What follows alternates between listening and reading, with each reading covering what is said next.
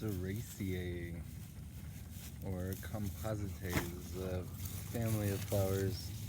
The largest family there is, 32,000 Asteraceae. Sometimes called the sunflower family. Let's check this out. There it is, Asteraceae. But what? It looks like a thistle, right? Yep. Yep, that's for real. This guy's for real. Sunflower? Yep. It's in the family. It's a big family. There's lots of little subfamilies. Lots of species. Like I said, 32,000 species of Asteraceae.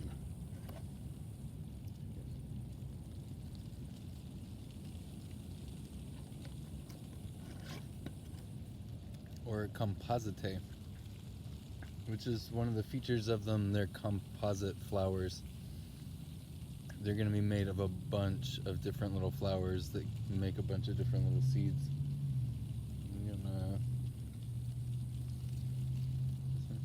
I'm gonna try this. Apparently, every part of a thistle is edible, and I feel like that applies to all of them. Double check that.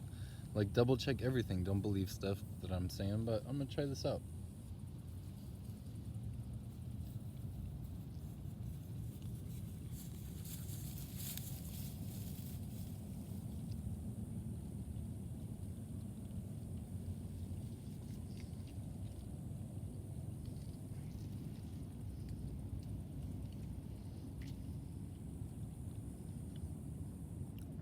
Whoa. It's not a bad flavor, but it's like a grape leaf or a burdock or something. It's really hairy, and I don't know if I'm gonna be able to eat that.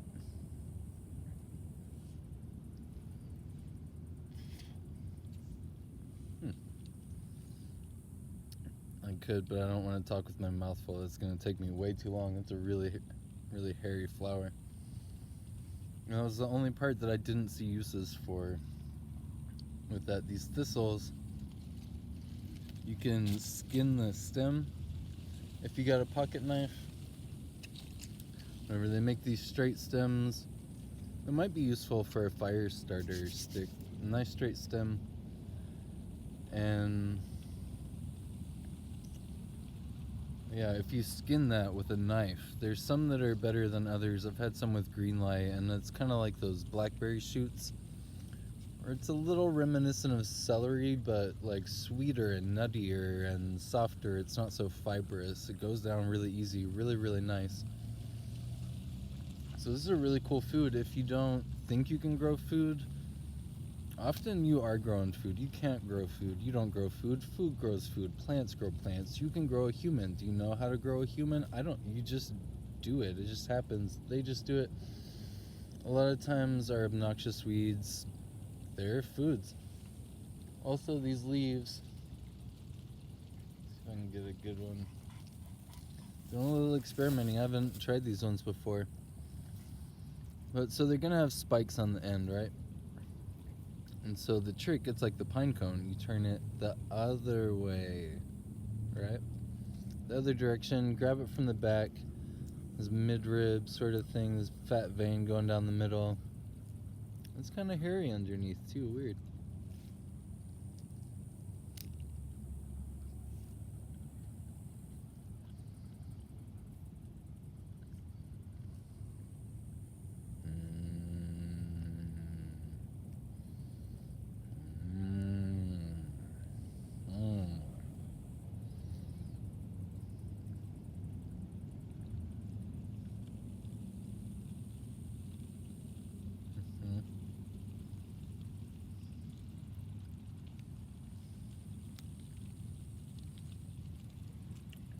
Taste, it's so thistly, so planty.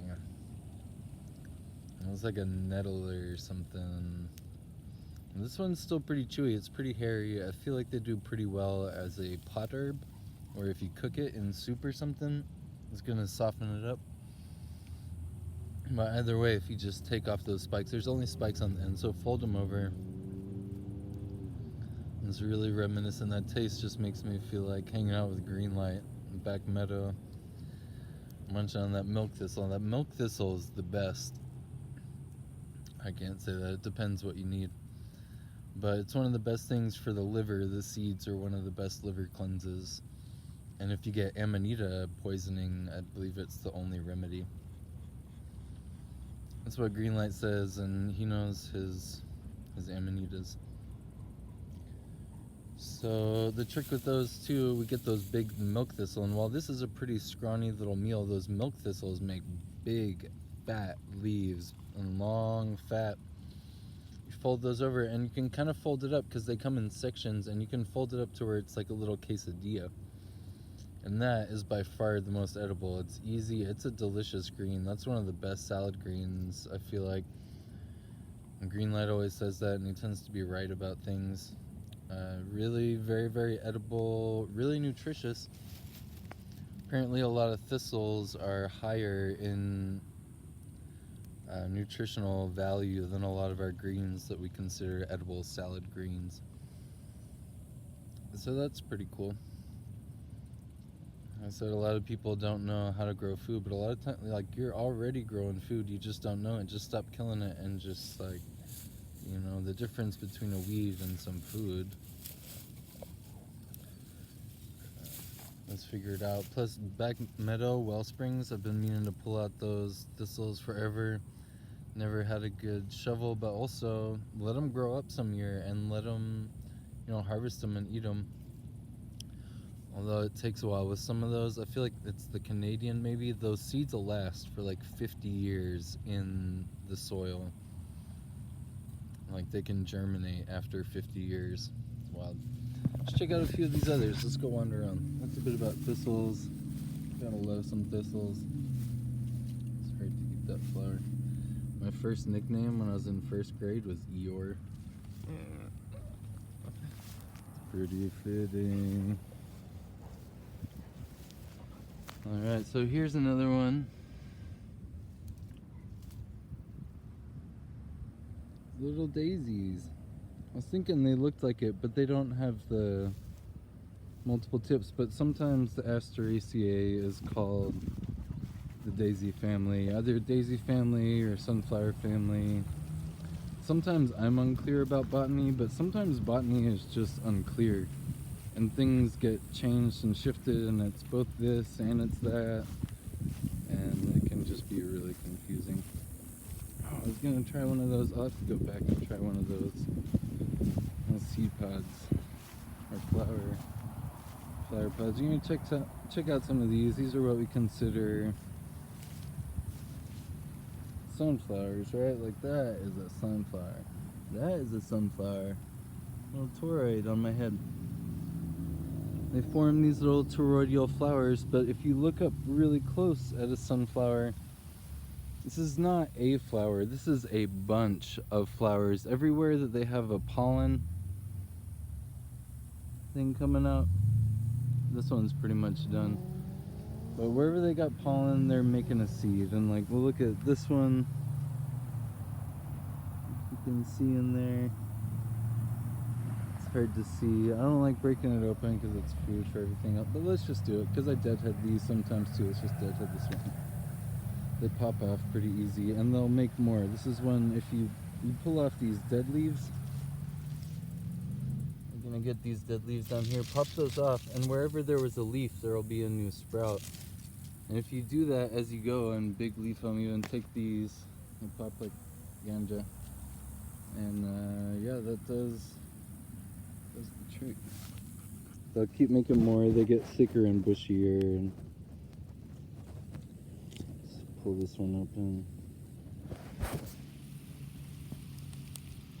See, inside there's a bunch of little seeds. And each one's got a flower right on the top. I believe that's ovary inferior, where the seed happens underneath the flower. So that's a bunch. And they all got these pollens. This one's got a little. I'll show you how you get this.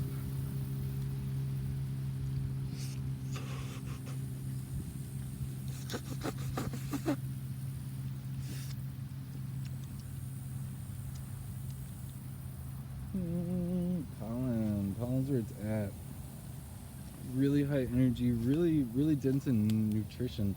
You can pretty much live on some pollen. People get the bee pollen. You can just harvest it yourself. It's just like you're breathing in, and that knocks it loose when you do that thing with your lips. You go. Check it out. Let's go a bit.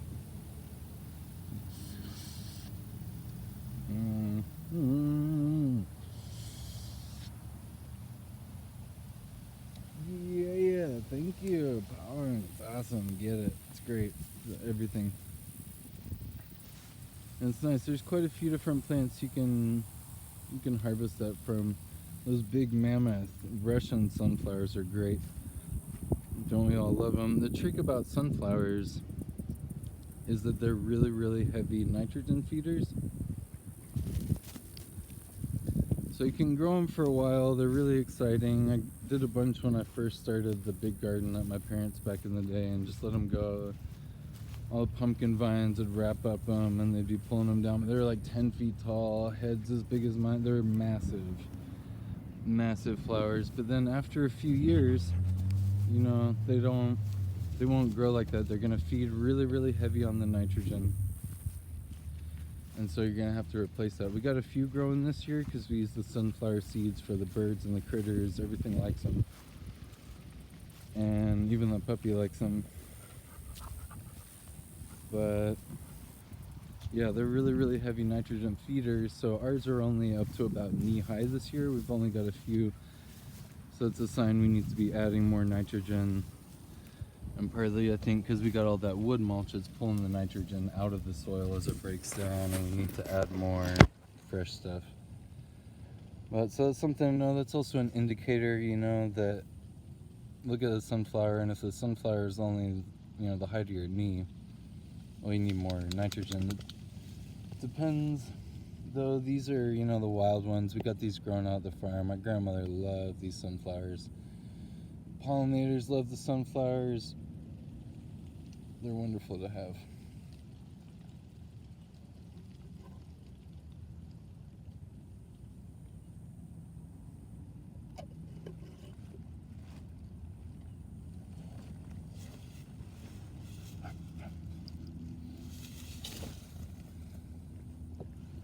Another use, if you're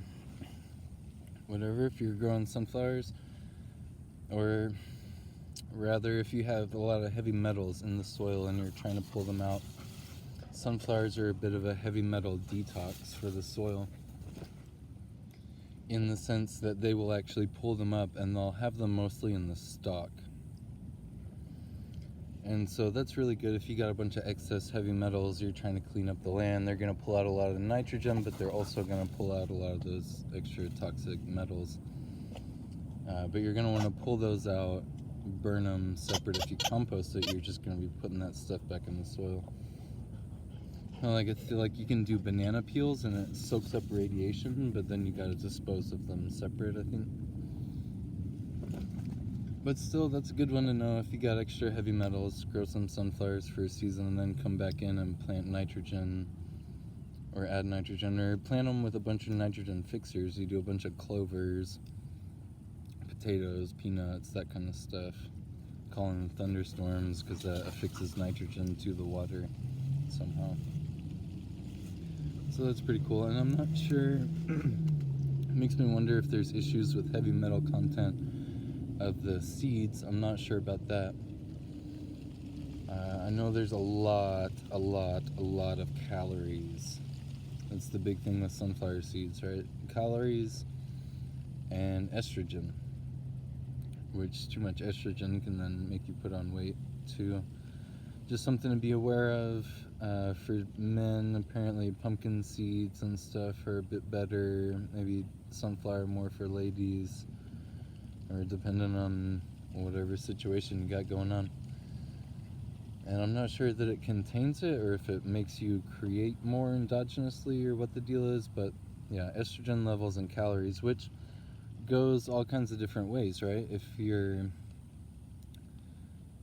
you know, you're wanting to sit around and not do anything and not put on any weight, then you want to avoid calories. But if you want to do stuff, if you run marathons, or when I'm hiking all day with a backpack, when I live on the mountain, or I'm just hiking around and I'm going to be walking all day with everything on my back, I get really into sunflowers. Also, they're really, really cheap. Sunflower seeds, or that sunflower butter. I feel like that's a lot better than peanut butter, at least for my body. So I've gone on some good kicks with that. I'm not really sure about the heavy metal content, or if it just stays in the stock. But again, something to know. And they're easy to pull out if you got to grow some. They make a really small root ball, and you could grow some of those, and again, some nitrogen fixers. Although, on that note about the soil quality, these the thistles,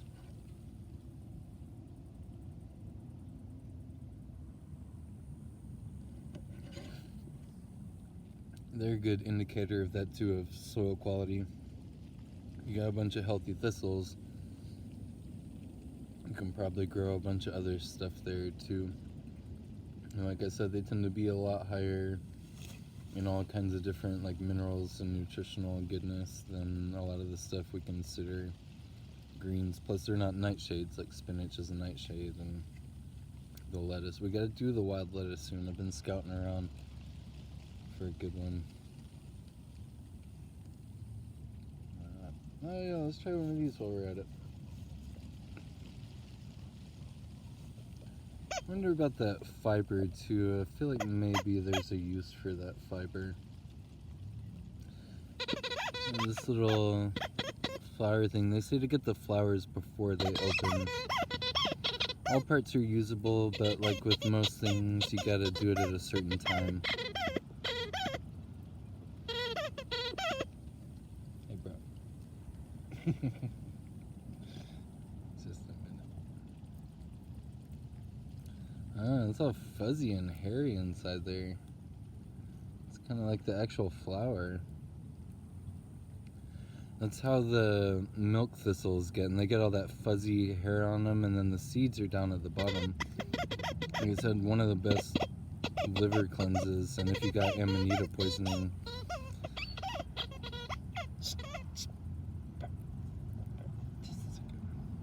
that's one of the best. And those seeds are great, but you gotta race the birds for them. They're gonna get in there, and same thing with the sunflowers.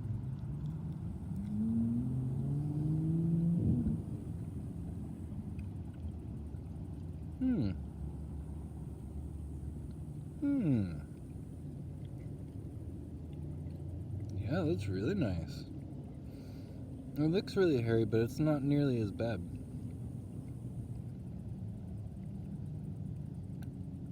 Sorry, I feel bad every time I talk with food in my mouth.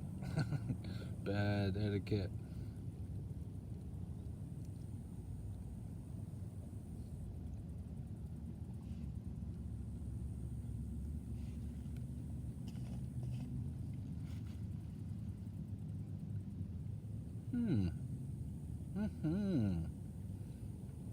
That's really nice. And it's got a little bit that's a bit more solid in the bottom. A bit more like a celery. It's kind of like the bit inside of an echinacea, which echinacea, the coneflowers, are one of the members of this family.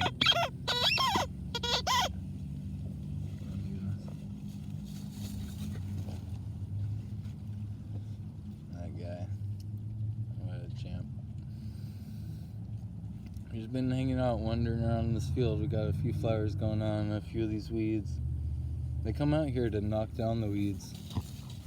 And this used to just be full of echinaceas and all kinds of things, and now it's mostly just grass. Although walking out, there's still maybe like 20 species that I don't know.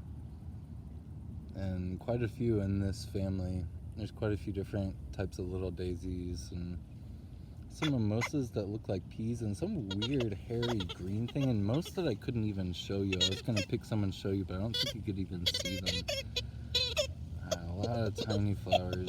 We're getting a lot more cockleburs and spiky things, and Nature tends to get like that. The more you mow it and attack it with sharp stuff and kill it and knock it back, the more it just gets intense and spiky and inhospitable. But these are great. These are spiky, but they're great food if you got them growing around.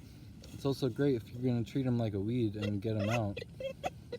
I mean, it's a lot easier if you got food going on while you're at it too. You're harvesting food. For me, harvesting food is a lot easier on my mind and my heart than just going out and making a chore of pulling weeds to kill stuff out. And again, back meadow well springs, guys, do that sometime. Wait till it rains, let them grow up and have a feast. But then some of those too, you're never gonna get them out. 50-year lifespan on those seeds in the ground, like wow. Maybe just identify it as a food source, and that's nice. Your obnoxious, persistent, unkillable weeds are actually foods and medicines and all kinds of good stuff, right? Plus great forage for the bees. And bumblebees are all about this thistle. I'm gonna work on eating some of that. Take my time with that, chew it while I walk around this field.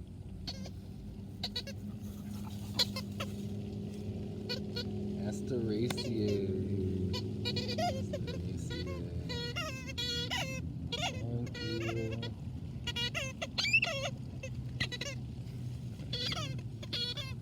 Those other heads on the sunflowers.